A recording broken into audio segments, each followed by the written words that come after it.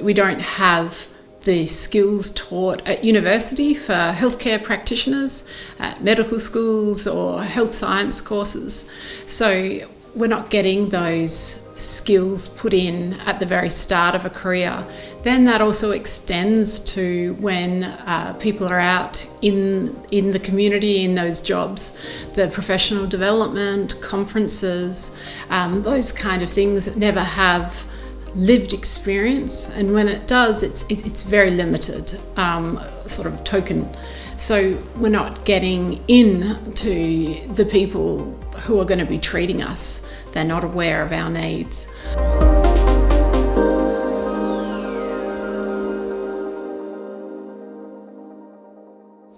My name is Hannah McPierzie, and I'm the chairperson for Deafblind West Australians here in Perth. I'm also a non-executive director for Deafness Forum Australia, which is our nation's peak body for hearing loss.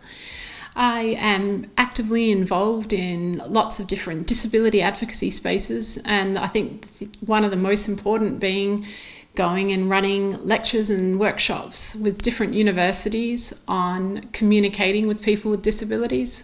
University of Melbourne, University of Sydney, University of Western Australia. And I go in and speak to these students about how to communicate with people with disabilities, how to communicate with someone who's deaf, who's blind, who's deafblind. This is really important because often these aren't considered when it comes to running a clinic, reaching out to a patient, dealing with someone in a consult.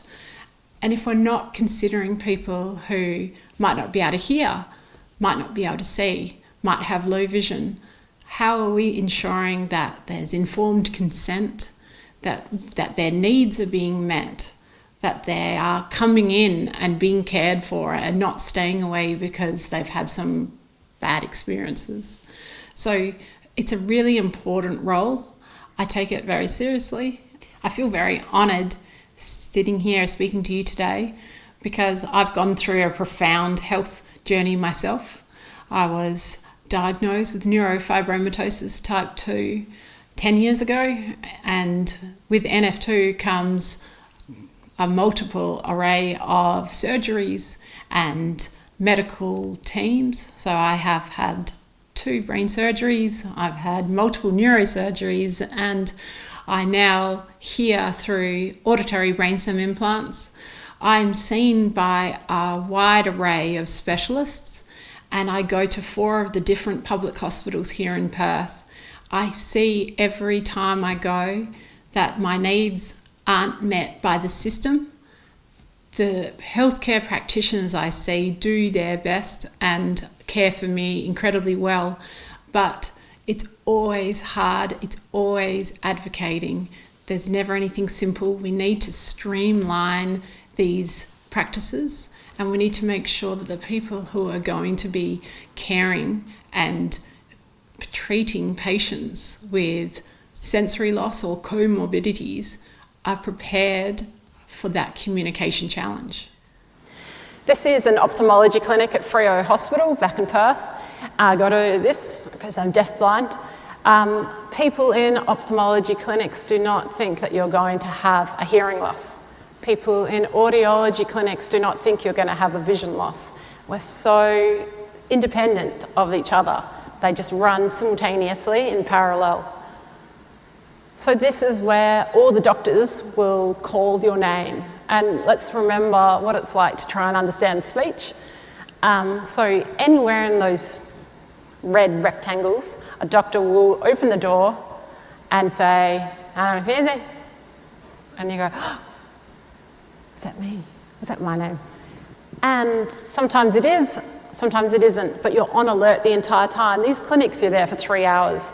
3 of them, you don't even have line of sight. So you're on alert the entire time. People who are most at risk, I would say, are deafblind. They're people who have a dual sensory loss and they can't compensate for a vision loss with their hearing or a hearing loss with their vision. So that makes a very vulnerable demographic. I would also say people who have a disability who don't have supports in place. they fall into a category of high risk because they don't have that safety and that support network to help communicate changes in policy or new initiatives. And then I would say that regional and remote communities, who fit that bill, who are also living in the regions, would be at the most risk. I think the healthcare challenges for people with a sensory loss extends to people who have a communication disability too. So that could be people who have dementia, people with acquired brain injuries. And that really is around communication. We don't have the skills taught at university for healthcare practitioners, at medical schools or health science courses. So we're not getting those skills put in at the very start of a career. Then that also extends to when people are out in the community, in those jobs, the professional development, conferences, those kind of things that never have lived experience, and when it does, it's very limited, sort of token. So we're not getting in to the people who are going to be treating us. They're not aware of our needs. I think this really causes an issue because the needs aren't considered when it comes to not just university courses, but for clinic setup, hospitals, communication when it comes to outpatients and inpatients doesn't meet the need for the diverse community. And these are the last ones. So really considering your reception area, the people that they meet as soon as they come in, that front of house, are they aware of people's needs?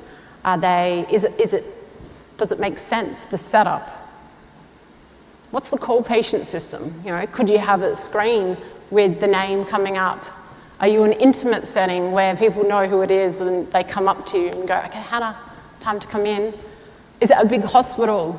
Do you need to have the pager system like at a food court? Anything to alleviate that stress before they come into the clinic. And the consulting room, making sure that you've got it all set up. It's nice and it's safe. The window, the lights, the wayfinding, that it's all logical.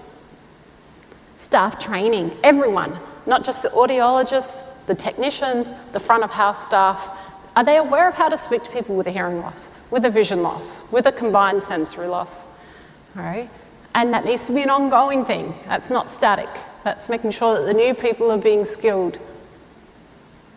And outpatient outreach, making sure that it's not, just give us a ring if you need anything. I can't ring. A lot of us can't ring. So is there an SMS? Is there an email that gets checked regularly?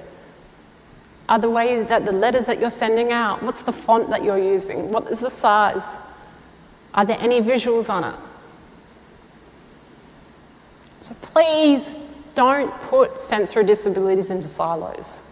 Consider that someone might be impacted by both. It's really important that any policy or practice changes are done in consultation with people with disabilities, not done separately and then consulted afterwards. That happens a lot, and we have to retrofit policies that aren't made with us in mind. I had the privilege recently of attending the Disability Inclusive Emergency Planning Day at the City of Armidale.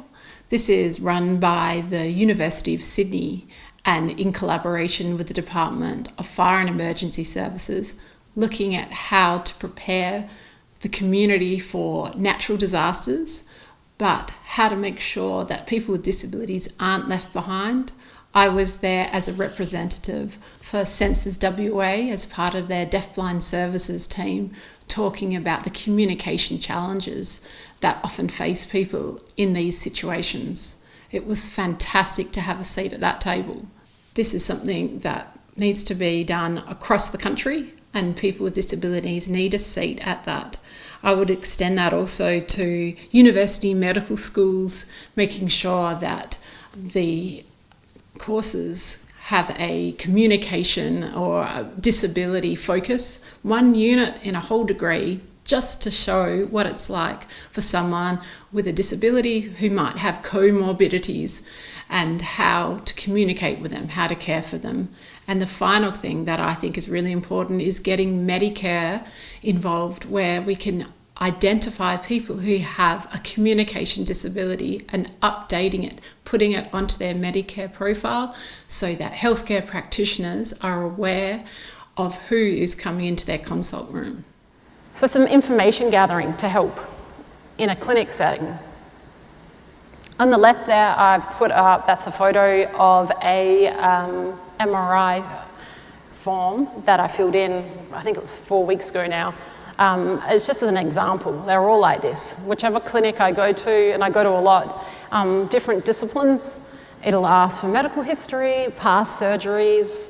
It always asks for all this information, but they never ask, do you have a disability? Do you have a communication disability? Do you have any access preferences? So in here I've put in, yes, I've ticked all these things, and I have 2 auditory brainstem implants. But there's no way to say that, oh yeah, and I'm deaf. So I write, and it's up in yellow there, it's quite hard to see, I am deaf, I lip read, to try and assist. You see in hospitals at the moment, and it's great, and it's in Perth at least, updating your details, tell us your preferred pronouns, and we'll put that in there. And I think that's fantastic. But surely then there's an opportunity to put in, tell us you're deaf, tell us you're hard of hearing, tell us you're deafblind, tell us you're low vision, tell us how you prefer for us to contact you. And Medicare doesn't get off lightly. Medicare, this is you cannot put into Medicare that you have a disability. It comes up with all of those things, your Indigenous status and your preferred language. You know, if someone has a communication disability, that needs to be there, not just for the patient, but for the person who's going to be treating them. I was honoured to be invited to the MedTech on the Hill event in Canberra by the Medical Technology Association of Australia. This was a fantastic opportunity to meet parliamentarians and lobbyists and talk to them about my experience with the auditory brainstem implant. I had a great time in Parliament House and made a lot of great new connections, saw lots of awesome medical technology I'd never heard of. But it almost didn't happen. I was almost excluded from the event due to my father-in-law's golden retriever, who ate part of my implant the morning of the event, and that caused quite a lot of stress in the household. I was really lucky that Medell's amazing team in Sydney were able to courier the most important part to Canberra, and I made it in time for the event with a replacement part for the very technology I was about to be speaking about.